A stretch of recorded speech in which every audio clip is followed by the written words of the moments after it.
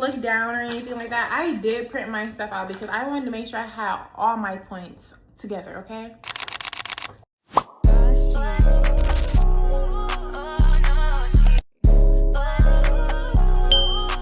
Hi guys, this is Krave Indie and welcome back to my channel.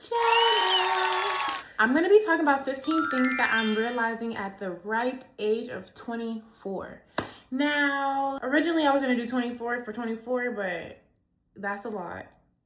Even though I could talk about this on and on and on, we're not going to do that. So let's just jump right in, okay? Make sure you like, comment, and subscribe, and tell me what you want me to do next. So let's go. Number 1, you are allowed to change your mind about your future. So many times we are chastised and criticized about having too many different majors or too many different jobs. Okay?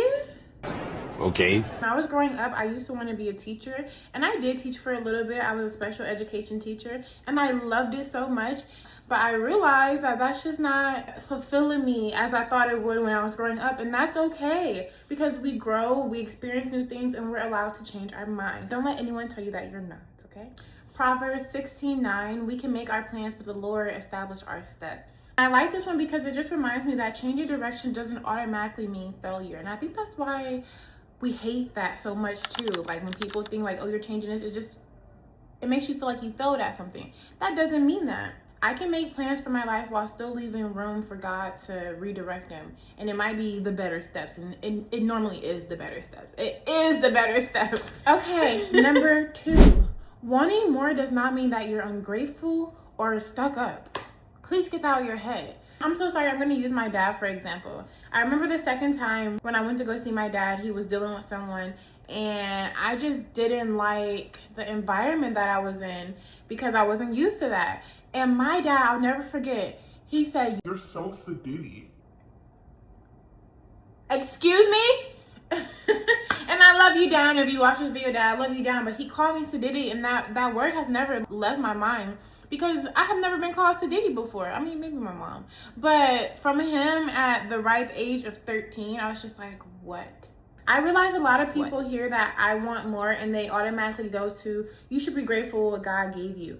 You should be grateful. You should be grateful. You should be grateful. You should be grateful. I am very grateful. I thank God every second of the day. But me being grateful for what I currently have does not mean that I shouldn't crave more out of this life. Number 3. We're on number 3. Sometimes you don't need a 5-year plan. Sometimes you need to just move, okay? You just gotta go. Walk by faith and not by sight. Lean on God and not your right. Hey.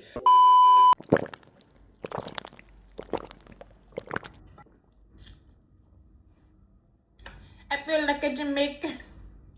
Oh, sometimes we put so much pressure on having everything together, and sometimes that delays us as well. We want to wait until everything is together, and then you get to a point where you feel like nothing is ever together, and you just never end up doing something.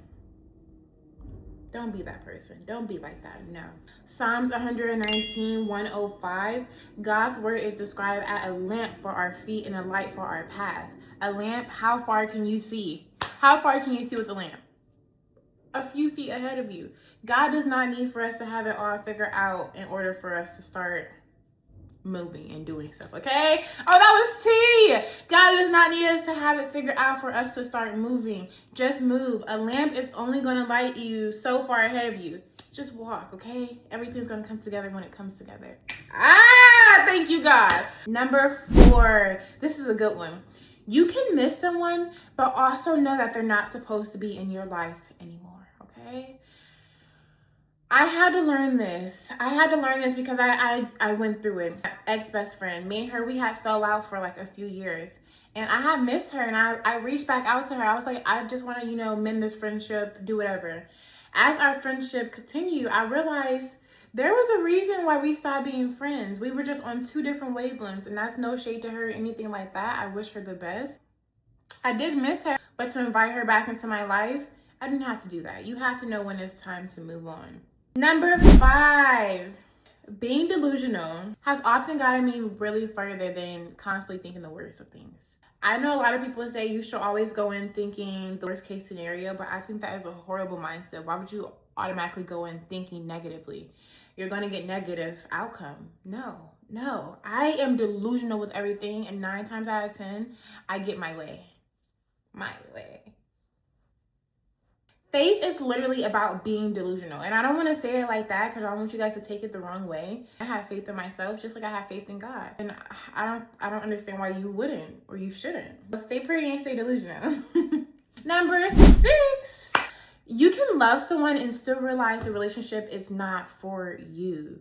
That's relationship, friendship, whatever. Love by itself is just not enough. Loving someone does not mean you have to ignore what the relationship is doing to your heart, your confidence, your self-esteem, whatever it may be. You can love them, but love them from a distance. And this is another one. I think, okay, maybe when I realized I was just writing them all down in a list and I wasn't really going back and looking at the other ones, but I realized I did kind of just reword some of these the same way.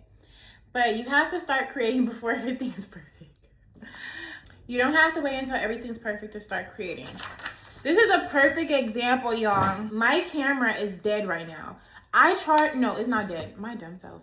I charged this camera all this morning. I turned it on ready to record just to realize I left my SD card in my laptop and my laptop is at my mom's car, so I cannot use my camera to record. Lord knows I would rather use this to be recording this video, but if I just waited until I got back home, no. I have the means to do it right now, so I'm doing it right now. Number 8, being alone and being lonely are 2 completely different things, okay? I used to combine them together. I used to think it was the same thing.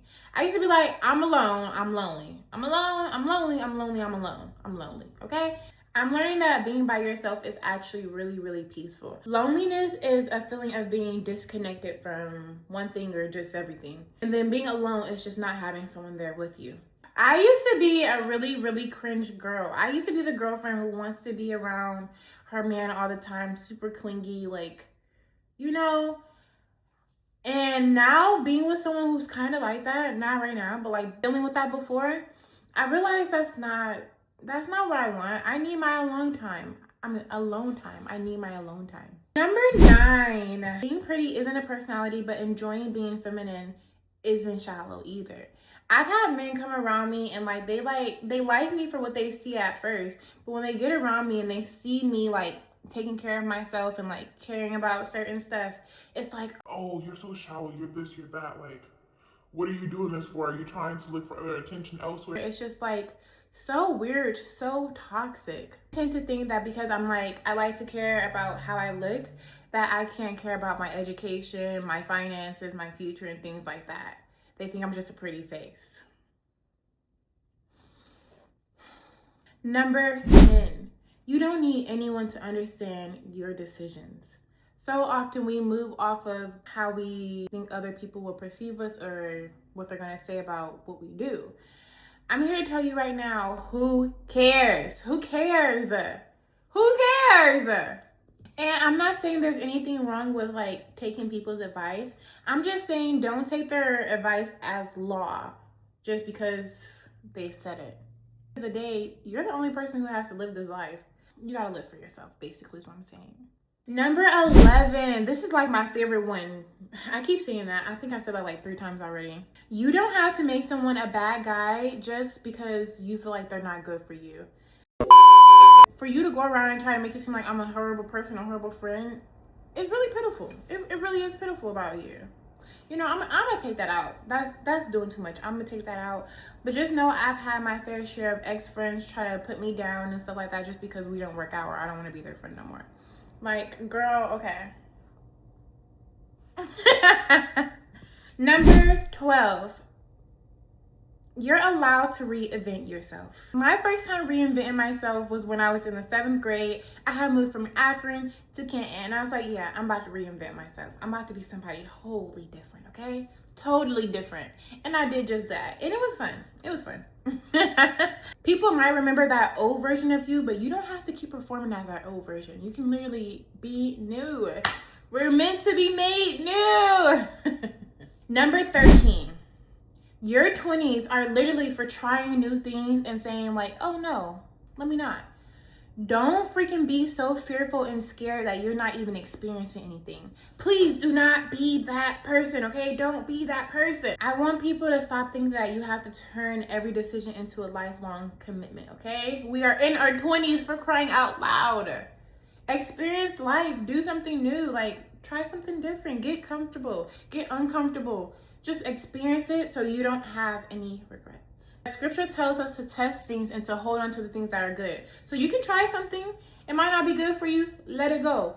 If you like it, hold on to it. You know, just try it. Number 14. God's timing might look completely different from what you pictured. God's timing might look completely different from what you pictured. Sometimes we think we know exactly what should happen and when it should happen, but we really don't. We really don't. There's been times I've prayed about something that I know now that if I would have got it in that moment, I would have effed it up. And there's been times God has granted me with exactly what I've asked for. And just because I wasn't ready in that moment, I effed it up. I dropped the ball. I dropped the ball, you know? And that's okay. That's okay. You're gonna fail sometimes, and that's okay. It shapes you. I am so happy that I failed at so many things. Just wait on God's timing. Just wait. I'm telling you, sister, just wait. I'm waiting right now. I'm waiting right now as I make this video. I'm waiting. Number 15, the last but not least, 24 is young as hell. Just chill. We have time. We have time. We got time. At 24 right now, I still feel super young. I am young. But, you know, there's people with marriages. Like, I was trying to get married 2 years ago. I was trying to get married and become a freaking stay-at-home wife. And now I'm not opposed to that now. Yeah, just sit back, girl. You are 24. Or guy, you're 24. Life is coming, and I think you should just enjoy it. But also, remember what I said. I gave you 15 of them. But yeah, stay pretty and stay delusional and create the life that you crave. If you listen to all the things that I just said, I probably didn't say much. I don't know. You will know. But yes, create the life that you crave, and everything gonna be all right. We gonna be all right. Man, the whole time I was on that journey, I was delusional. And I just like to tell y'all that it's okay to be delusional. You know what I'm saying? Sometimes you gotta be delusional. You gotta be out of your motherfucking mind to be successful, to become great. You gotta be blissful. Delusion comes from trauma. It comes from not being accepted. So whatever you got to do to make it, to become who you need to become, stay delusional.